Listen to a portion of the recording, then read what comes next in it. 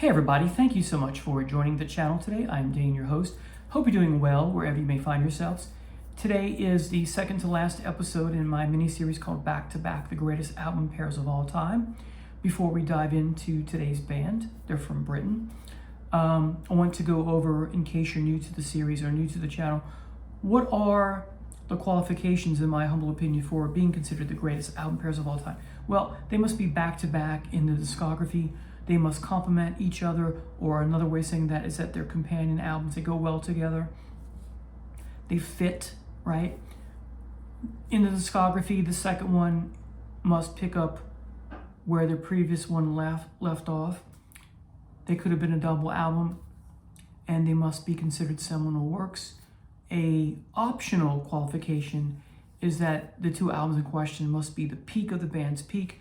And what I mean by that is whatever that band or artist's best album run is, these two are the best part of that best album run. So the peak of their peak, if you will. So today's band is a band you've probably been wondering, if you follow this channel and like this band, gee, I hope he's going to do these two, because otherwise something's missing. And the hint is that both of these albums came out in 1972, the same year. The first one came out in May, the second one came out in November, and they both have so much to offer. And if you're still not getting who I'm talking about Uriah Heep. So Demons and Wizards, a great album cover from Roger Dean, as is the second one, Magician's Birthday. Now, these are the 2-disc versions. I will not be talking about the bonus disc songs. I'm just going to be talking about how they came out originally in 1972, the tracks that we're most familiar with. There's some wonderful bonus stuff here, but I will not be talking about those. So let's dive into Demons and Wizards and talk about The Wizard first, as it is the first track. Great acoustic folk masterpiece. Gary's bass, as always, is fantastic. Great lyrics, thematically about the songs about freedom, happiness, joy, and love. Go figure, it's Byron, and Uriah Heep sort of is going to be that love element in many of the songs. Just a quick nod to some of the vocals here. Why don't we listen to the voices in her heart? And then later on, we're not so far apart. Very similar in message and theme to Rush's A Farewell to Kings, and of course, Closer to the Heart. Next is the nice heavy rocker, Traveler in Time. Great soft-spoken vocals from David Byron. Song about atonement in many ways. Box's guitar and Hensley's organ pair up nicely, as always, but here there's just something a little bit extra special, I think. And then 2/3 in the way, you get the heavy part that we're all familiar with. Just a great song. Next is the hit off the album, Easy Livin'. And you have that opening synthesizer / Hammond organ with the bass and guitar that comes in after that. This is just a thing of beauty, I find. The song arrangement, I think, is just genius. I know some people are tired of the song, not me. I just love it. It's in my DNA, just one of those songs that's part of my early childhood. Next is one of my favorite songs on the album.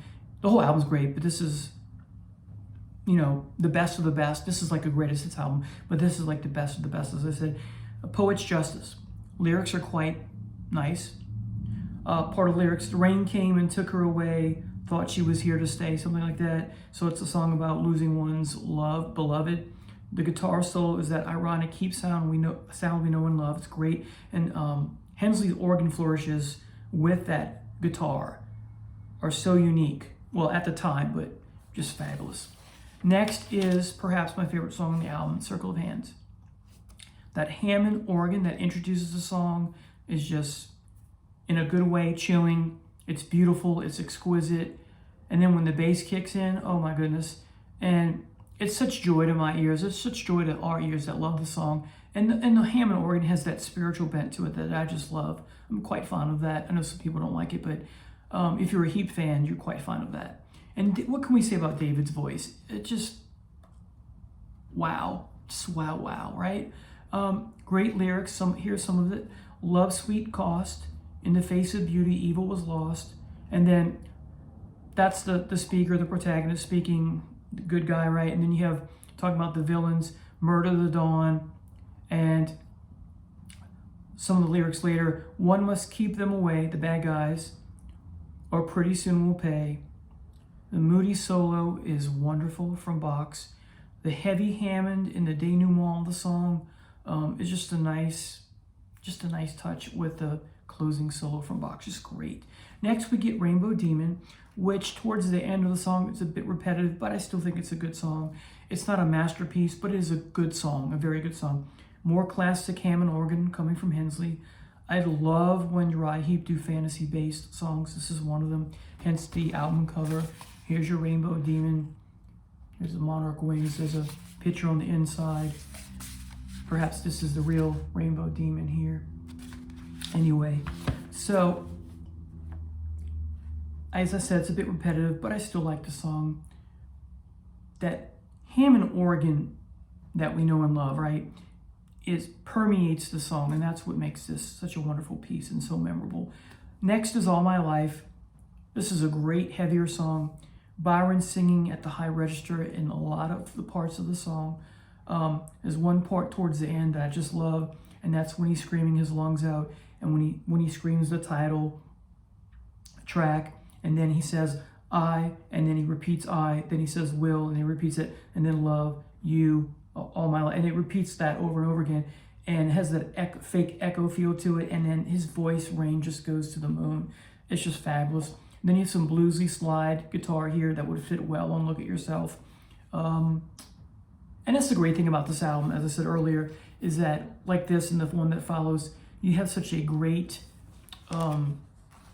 palette, wide palette being used for this album. Just overall, the album just has a lot to offer, various types of subgenres within the rock umbrella. You have folk, slow, moody stuff, piano pieces, heavy, bluesy, etc., right?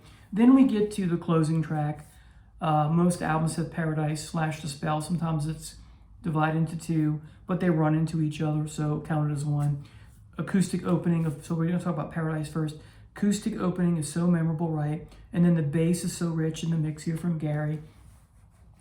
Then when we talk about Byron's voice here, he's at the top of his game, but beyond top of his game, it's that good. Here it's just fabulous. It's beyond fabulous. It's beyond. You have these different nuances from Byron. You have these varying styles of phrasing from him. He's all over the place vocally, but it's a good thing. Then you have this shift in the song after a couple of what I call acoustic fakes, and what I mean by that is the acoustic guitar begins to sound like they're going to go in and launch into heavier waters, but it doesn't. Well, it does, but you have these two acoustic fakes, and it stays acoustic, and then the acoustic guitar, it stays light acoustic, but then after the two fakes, the acoustic guitar goes into a heavier tone, and then the keys come in, and then you get the lyrics. What's the use you turned me loose and left me here to cry? And then while Byron's singing all this, it's sung in a round, because what he does is he's singing in the front of the mix, but then you have overdubbed in the backing tracks himself singing the same thing at a lower register, kind of in a hushed sense, in the back of the mix. So you get this part of the song where the lyrics, as I said, are sung in a round. It's great. And then eventually fades out, and then the spell begins, and you know that the spell part of the song has begun. And this is the vengeance part of the story, because the protagonist here is getting his vengeance on the woman, his beloved, who's rejected him for some reason. So the spell begins because you get that piano intro, and then also with that piano intro, it's very upbeat, right? It has, and so when you get that piano intro here, you have like a phase shifter sound from Mick Box's guitar effect pedal. It's what it sounds like. And while we're talking about the piano, it sounds like Jim Steinman of Meatloaf. Has a Meatloaf flavor to it, right? And I like it. It's upbeat, it's playful, and even Byron's voice, maybe it's because of the piano, but even Byron's voice seems to have a Meatloaf quality to it. A slight Meatloaf, not exactly, but it seems to give that vibe off. I don't know if that's intentional or not, but to my ears, it sounds like that to me. And then you get, after that, Byron goes into his falsetto. It's brief, but I like when he does it. And then he sings, I'm alive and darkness is my tool. There'll be no happy ending kind of thing, right? And then you get the slow, bung, dun, you get this gorgeous piano. Dung, dung, dung, dung, dung, dung, and that comes later on. This is Elton John-like type piano, right? While I'm talking about this, I'm wearing a sweater, but I'm getting chills just talking about that. And then the guitar comes in after that piano. It's exquisite, it's emotive, it's so rife with feeling and a touch of danger, but the piano is exquisite as well. And the piano and guitar play off each other so great. And this is long too, it's wonderful. And then you get these background angelic, heavy angelic ahs that extend, like just fabulous. And that guitar is there as well. And then the piano returns by itself. So just the piano, and it's that bum, bum, bum, bum, bum. So we're back to that Elton John type feel. Oh man, it's so great. And then here's where the song for me, personally, this is the best part. From here on out towards the end is the best for me. I like the whole song, but here on out, it's just fabulous. So Byron sings, but when the night is over and daytime steals your cover, the goodness of the morning sun will warm away what you have done and leave you cold. And just fabulous lyrics. Get some piano with that as well. And then later on you get, and this is where Byron just goes beyond how good he is. He's just beyond good. He's beyond great, beyond masterpiece vocally here. I have no need for moonlight, for I exist.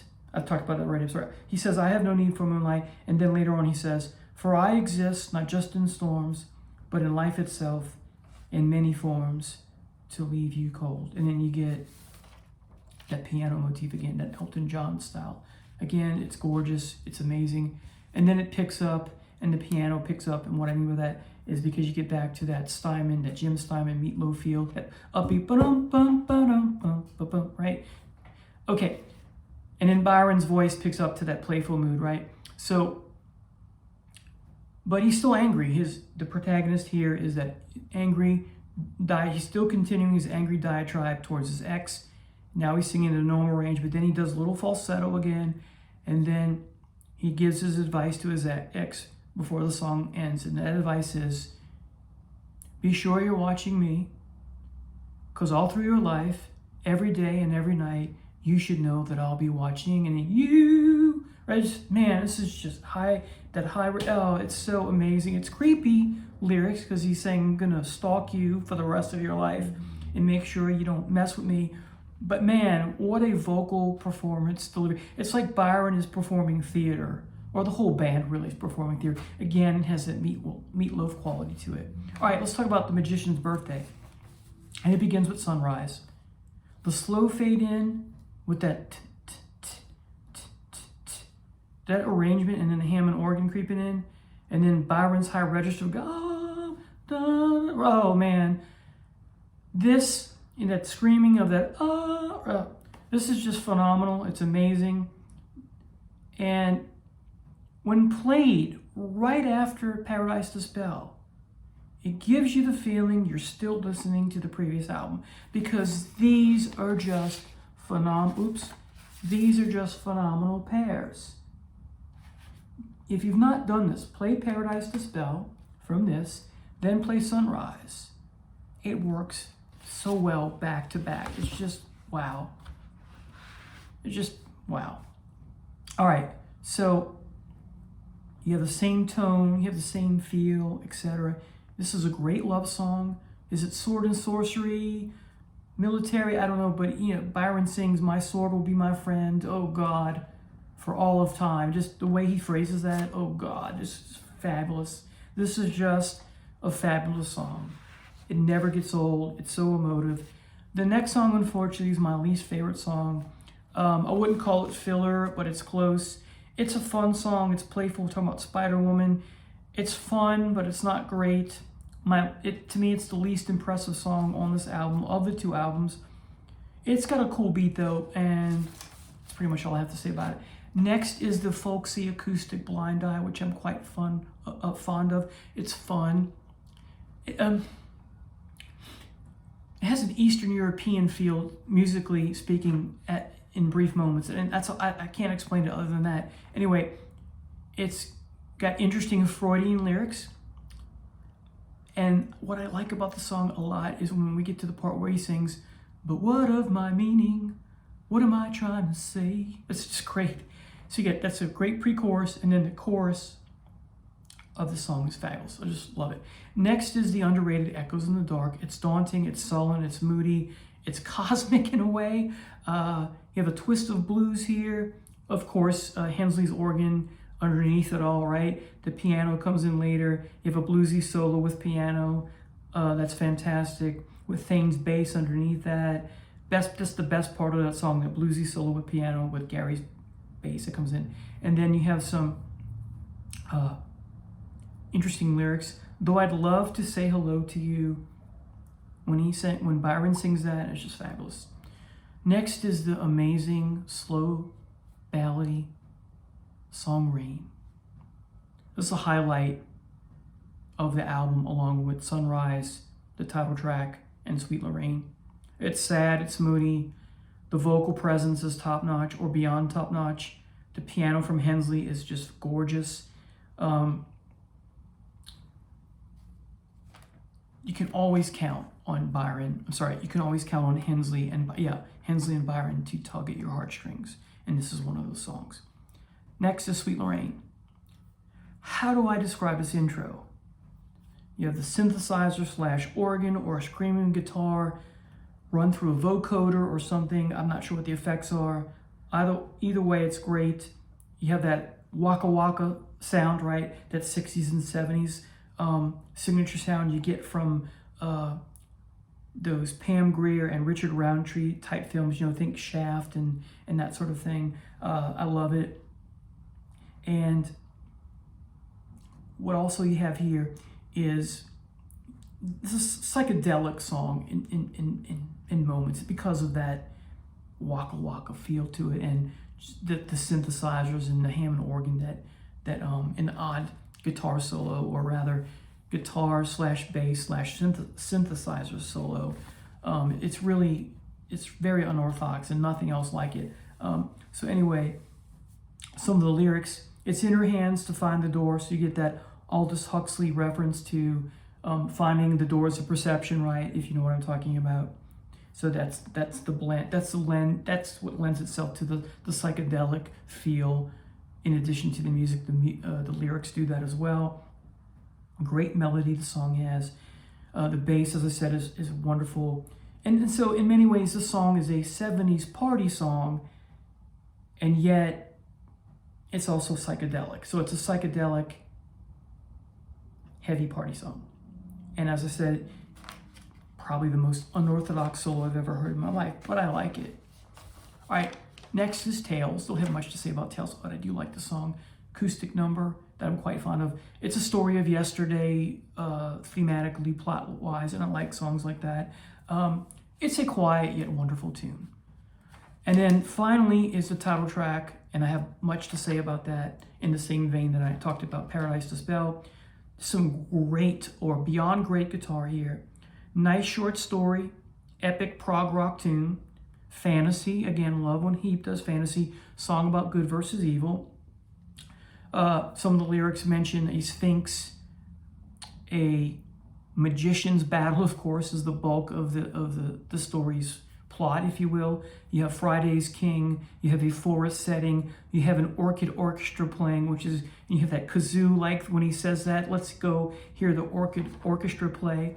And then this kazoo comes in, or it's the guitar, or Hensley, or someone's mimicking a kazoo some way. It's quirky, and then you get the happy birthday to, that's, very English, and I like that. Kind of an Alice in Wonderland thing to it, kind of, right? I love it. And then it's midnight, sings Byron, and so here things are going to change for the worse for the party goers.